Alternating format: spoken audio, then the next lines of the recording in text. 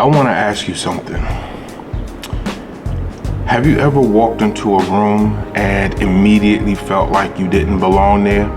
Not because anyone said anything, not because anyone did anything, just, that feeling, that instant awareness of yourself, of your size, of how much space you take up. That's what the gym felt like for me. Every single time I walked through those doors, and I'm going to tell you exactly what that felt like, because nobody ever talks about this part. When I first started going to the gym, I was over 400 pounds. 400 pounds. Walking into a building full of mirrors. I want you to think about what that actually means.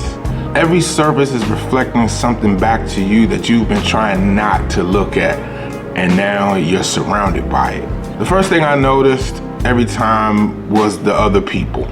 Not because they were staring, most of them weren't, but my brain was convinced that they were.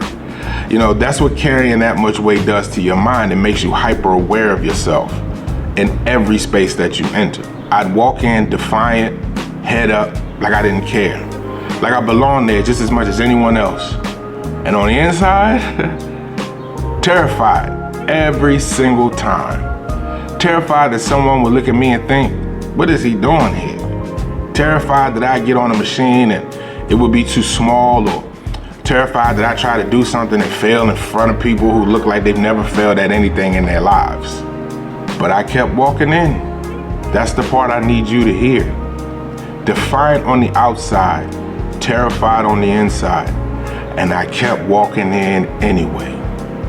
Here's what nobody tells you about being the biggest person in the room. Most people aren't paying attention to you at all.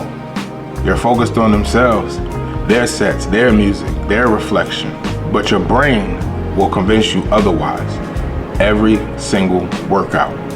And the weight of that, the mental weight, is heavier than anything on a rack. I'm trying to tell you. There were days I'd get to the parking lot and sit in my car for like 10 minutes before I could even make myself go in. Not because I didn't want to work out, but because the idea of walking through that door felt like too much. There were exercises I avoided for months because I didn't want to do them wrong in front of people. Exercises that would have helped me that I just skipped because I was too self-conscious to try. There were machines I'd wait until no one was watching to use, not because I was doing anything wrong, just because I didn't want anybody to see me struggle. That's the real tax on being the biggest person in the gym. It's not physical, it's the mental energy it costs before you even pick up a weight. And if you're carrying 100 pounds or more and you've ever felt any of that, I need you to know that what you're feeling is real. It's not weakness, it's not insecurity.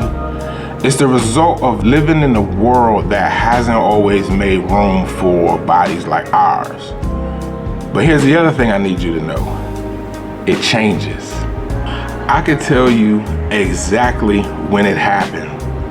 It wasn't one day, it wasn't one workout, but I remember the moment I realized something had changed.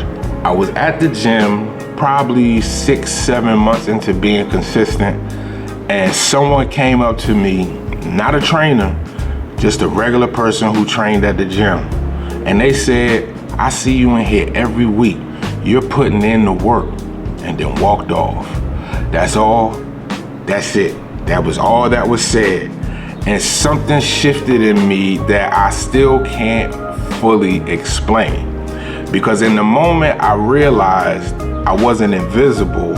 I wasn't the guy people were laughing at. I was the guy who showed up, who kept coming back, who was putting in work that other people noticed. I had built a reputation in that gym without even realizing it. And it wasn't the reputation I was afraid of. It was the one I had actually earned.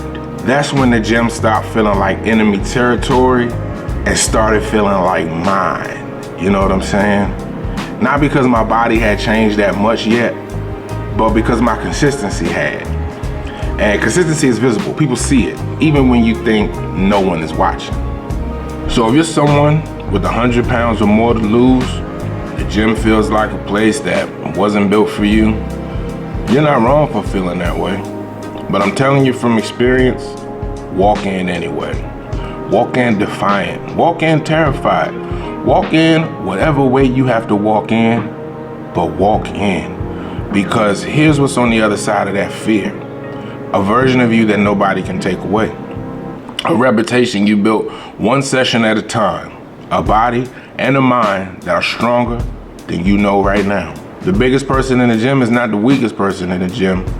They're often the most courageous. I know, because I was that person. And in a lot of ways, I still am. And I'm still walking in. If this hit home, I want you to do something right now. Go to my Instagram or TikTok, find my latest post, drop the word demon in the comments, DEMON. That word means something to me and it'll mean something to you too. When you do that, I'm going to send you my free guide, Your First 20 Pounds. Everything I wish someone had handed me when I was at 408 and I didn't know where to start. And if you're ready for more than a guide, if you're someone with 100 pounds or more to lose, and you want a coach who actually knows what this journey feels like from the inside, come find me. Food Fitness DC, fighting off our demons. I'll see you on the next one. Gone.